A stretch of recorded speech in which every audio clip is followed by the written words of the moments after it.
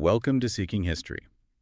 You know, it's kind of wild to think that way back early 1900s, there was this almost romantic notion, wasn't there, of just one single highway hugging the entire West Coast. Yeah, like a dream road trip planned out before cars were even that common. Exactly. Sounds like something out of a movie. But that idea, that spark, it eventually led to two, well, legendary routes.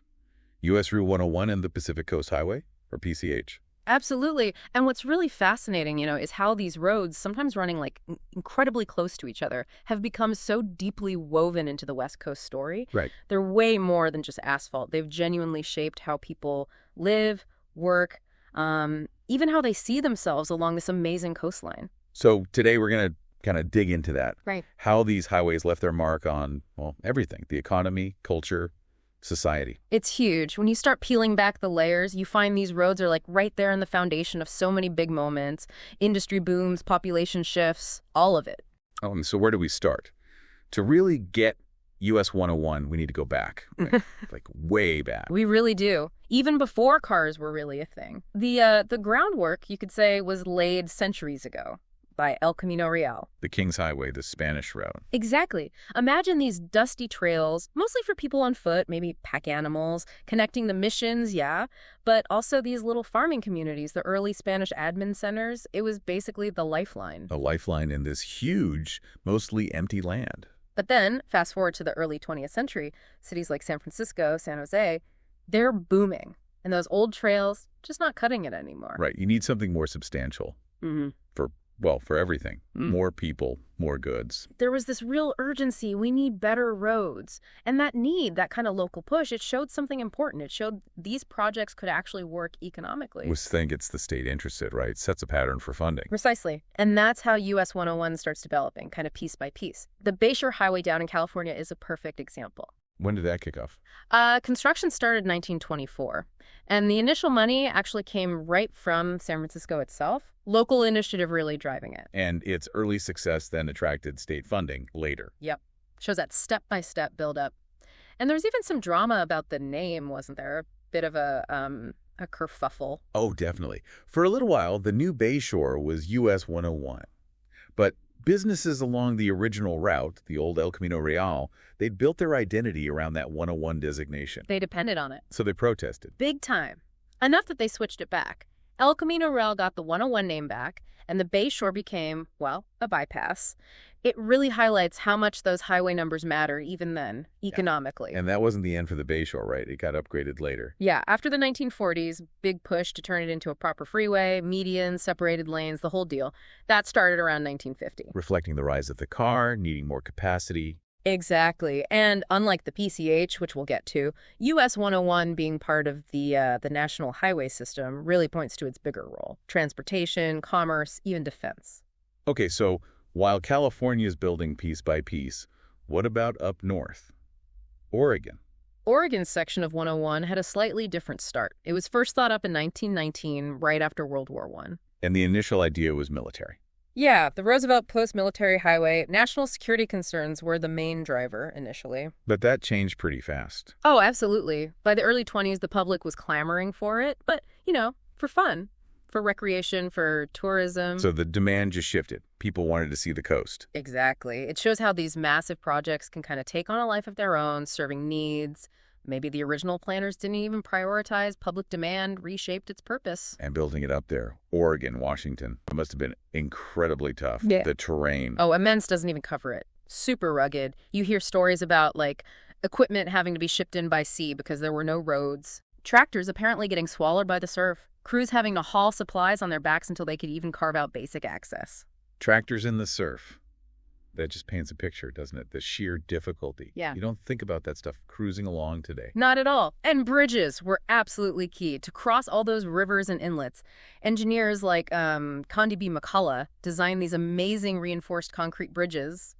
Game changers, really, replacing the old ferries. Real engineering triumphs. Totally. So US 101 gets officially established as a national route in 1926. The plan was San Diego all the way up to Olympia, Washington. But the southern end changed later. Yeah, in 64 it was moved to LA, mostly because Interstate 5 kind of took over as the main long-haul north-south route. Okay, so that's US 101's origin story, more or less. Yeah. Now let's pivot to the other icon, the Pacific Coast Highway, California State Route 1. Right, PCH. And the vision here was, well, different from the start. It was much more about connecting those really isolated coastal towns in California. And showing off the scenery, right. Yeah. Accessing that incredible beauty. Absolutely. There were early advocates like Dr. John L.D. Roberts down in Seaside, a local doctor who just, practically speaking, needed a better way to reach his patients along the coast. Makes sense. The idea really started bubbling up in the 1910s, 1920s. Yeah. And construction on Highway 1 actually started back in 1919. Then, during the Great Depression in the 30s, it became a really important source of jobs. And it wasn't there. Did they use prison labor for some of it? Yes, that's part of the story. Convict labor from San Quentin was used, particularly on the challenging Big Sur section. How did that work? Were they paid? They were a very small daily wage, something like 35 cents a day, I think, and they could get time shaved off their sentences. It's definitely a complex part of the history.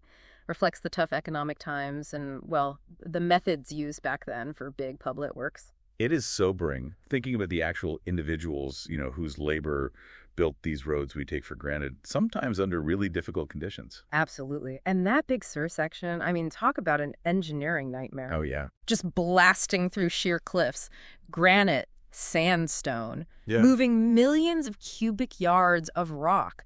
They used an incredible amount of dynamite. Sound incredibly dangerous. It was. Accidents were frequent. Landslides, equipment getting lost. You mentioned tractors in the surf in Oregon. There's a story about a steam shovel just plunging hundreds of feet off a cliff into the ocean in Big Sur. Oh, my, yeah. And that vulnerability, it's still there today, right? That whole stretch is constantly battling landslides, erosion. Nature, a constant fight. And the bridge is there, too. 33 bridges just in that section, including the Bixby Bridge, the famous one. The Rainbow Bridge, iconic. When it was finished, it was the longest concrete arch-span bridge in the world. Became a total symbol of the PCH, really. So how long did that whole Big Sur section take? 18 years, just for that paved two-lane road. It finally opened in June 1937. 18 years. And the costs? Skyrocketed. Initial estimates were much lower, but it ended up costing around $10 million, which was a staggering amount back then. Wow, and it had other names early on. Yeah, people called it the Carmel San Simeon Highway for a while.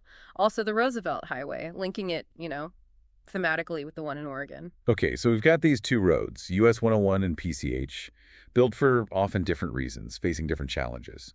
Now let's talk about how they function, their distinct roles. Yeah, because even though they both trace the coast, their main jobs are pretty different. US 101, as we said, was always meant to be that main north-south artery, connecting the big cities, moving goods, commercial focus. Right. It often ducks inland because of multi-lane freeway and places to handle volume. And part of that bigger national highway system, important for commerce, defense, efficiency. Exactly. Whereas the PCH, Highway 1, it's really all about the drive itself, isn't it? Totally. It hugs the coast, winds through those charming little towns, gives you those jaw-dropping views. That's the point. It's become this world-famous tourist route for a reason. Think about actually driving them. US 101, you're often focused on getting somewhere. PCH, you slow down, you stop, you soak it in. It's the experience. Winding roads versus freeway speeds, different mindsets entirely. And interestingly, they ended up complementing each other, didn't they? Not really competing. Right. 101 takes the efficient route, the bulk of the interregional traffic. PCH offers the scenic alternative, the experience. It's fascinating how the PCH's whole identity shifted over time. It started practical, connect, isolated places. But it morphed into this cultural icon, a bucket list trip. Yeah. People dream about driving it. That evolution wasn't just accidental. It was tied into the rise of car culture, scenic tourism, the whole California dream narrative being marketed. The state actively promoted its beauty. And that transformation, that image, has had a massive economic impact for both highways, really. Oh, huge. Tourism is a major, major driver. The PCH is explicitly called an economic engine for California. Millions of visitors every year. And US 101 did a similar thing for the Oregon coast, didn't it? Opening it up. Absolutely. Once 101 was finished up there, towns that were pretty sleepy suddenly found themselves on the map. Tourist destinations. Big boost for local economies. Places like Cannon Beach, Newport. You can actually see that economic pull in things like rental prices, right?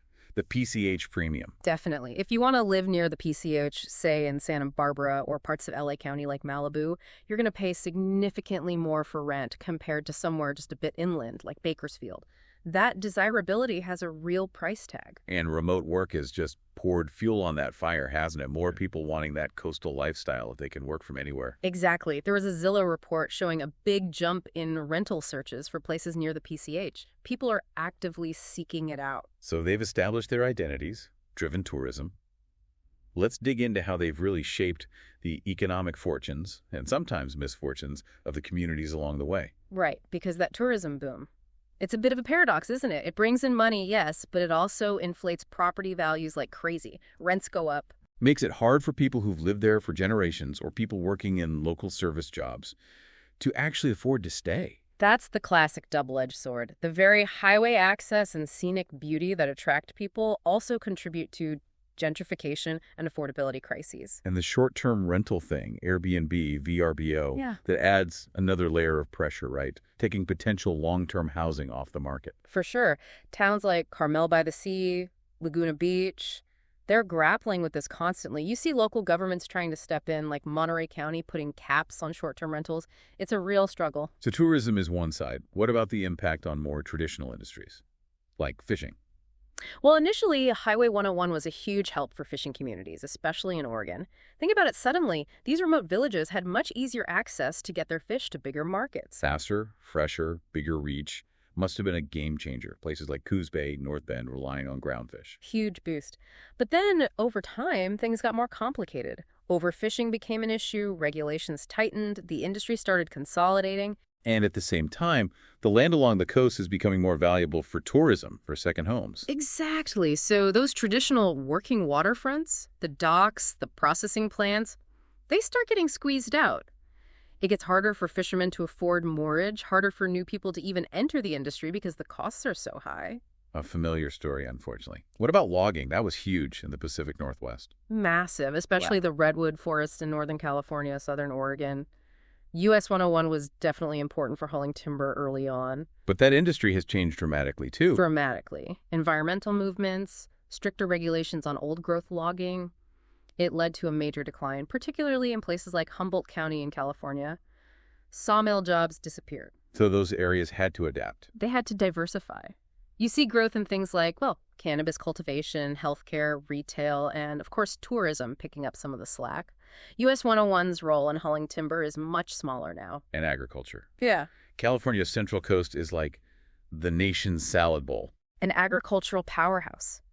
And US-101 is absolutely vital for getting all that produce lettuce from the Salinas Valley, wine from the coastal regions out to the rest of the country. But building the highway itself must have impacted farmland. Oh, for sure. Highways consume a lot of land. They can cut through prime agricultural areas, fragment farms, make access tricky. That's one side. And the other? The other is climate change.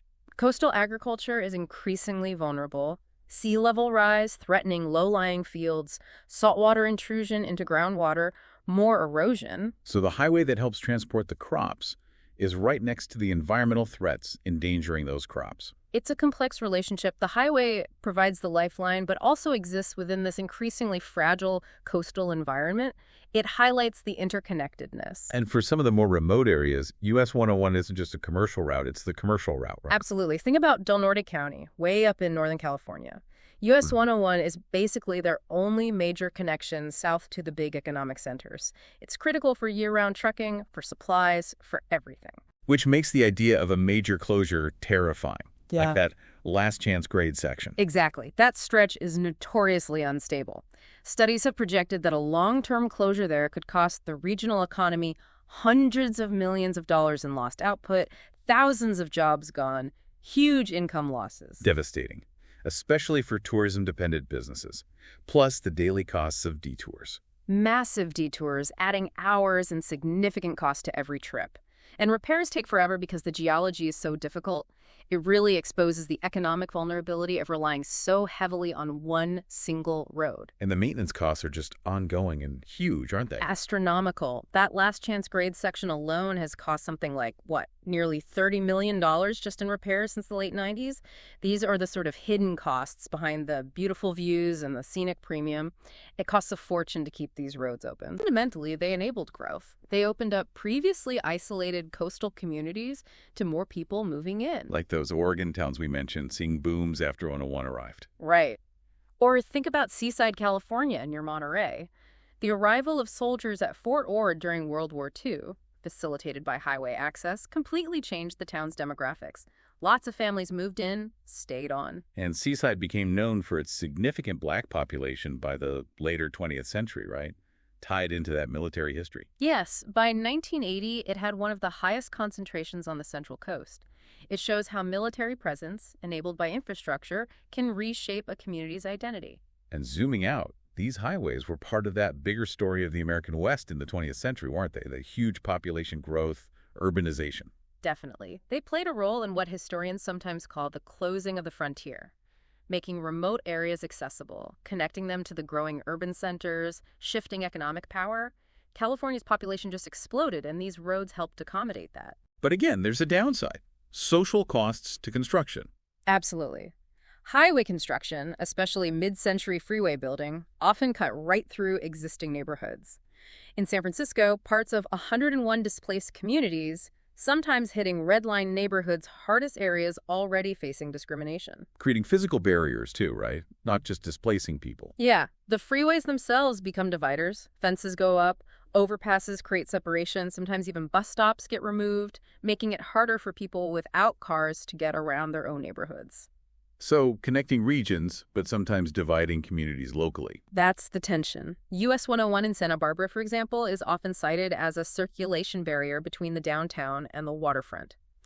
It enhances regional mobility, but can hinder local movement and cohesion. And thinking about demographics again, while California became more diverse overall, some of those more remote frontier areas maybe saw some groups become more marginalized. That's a complex picture, but yes, the economic shifts driven partly by this new connectivity didn't benefit everyone equally. And as we see today, the increased accessibility is enabling new social trends, like remote workers moving to the coast, changing the feel of towns again. It's constantly evolving. Which brings us to the cultural impact. These roads aren't just functional, they're symbolic. Hugely symbolic. US-101 and especially the PCH have become these icons of freedom, the open road, adventure, that whole West Coast mystique. They're always on lists of America's greatest road trips. The PCH especially feels like it's just part of our cultural DNA. Movies. Oh, yeah. Rebel Without a Cause has scenes there. Countless music videos, TV shows like The OC, endless car commercials using those curves and views. It's the quintessential California backdrop. And it inspires artists, writers, and you have specific cultural touchstones like the Beach Boys singing about Swami's, that's Swami's Beach, right off historic Highway 101 in Encinitas. Surf culture is so tied to that stretch of 101. Totally. Encinitas bills itself as the surf and flower capital, its identity shaped by the highway and the coast. Or think about the mission bells they put up along US 101, those El Camino Real marker bells, a deliberate effort to link the modern road to that older history. Creating a sense of place. Even the look of the highway itself can define an area, like the specific design of US 101 as it goes through Santa Barbara, acting as a visual gateway. Exactly. But maintaining that cultural identity, that scenic beauty, it requires constant effort, right? A balancing development with preservation. That's the ongoing challenge. Zoning laws along the PCH, environmental protections, they're all attempts to manage that balance, preserve the scenic character, as they call it, while also keeping the road safe and functional. And dealing with that tension we talked about earlier, accessibility versus authenticity. How do you welcome visitors without letting tourism overwhelm the very quaintness or character that people came to see? It's a tough line to walk. Okay. So looking forward, what's the future hold? These roads face some serious challenges, don't they? Especially from the environment. Oh, big time. Landslides are a constant threat, especially on the PCH and parts of 101. Wildfires are becoming more frequent and intense. Coastal erosion is eating away at the edges. And winter storms seem to be getting worse, doing more damage. Plus the big one, sea level rise. That's the looming threat. There's genuine concern based on projections that Sections of the PCH especially could become effectively impassable within decades if major interventions aren't made. Wow, impassable. It really drives home how interconnected everything is. The infrastructure we built, the changing environment, the climate. Past development choices have, in some cases, made us more vulnerable. And the environmental impact isn't just on the roads, it's from them too, right? Yeah. And the development they enabled. Definitely. Runoff carrying pollutants, potential for spills if there's an accident, and habitat loss is a big one. Coastal wetlands, in particular, have suffered hugely from development facilitated by this increased access. So how do we deal with this? Build higher walls.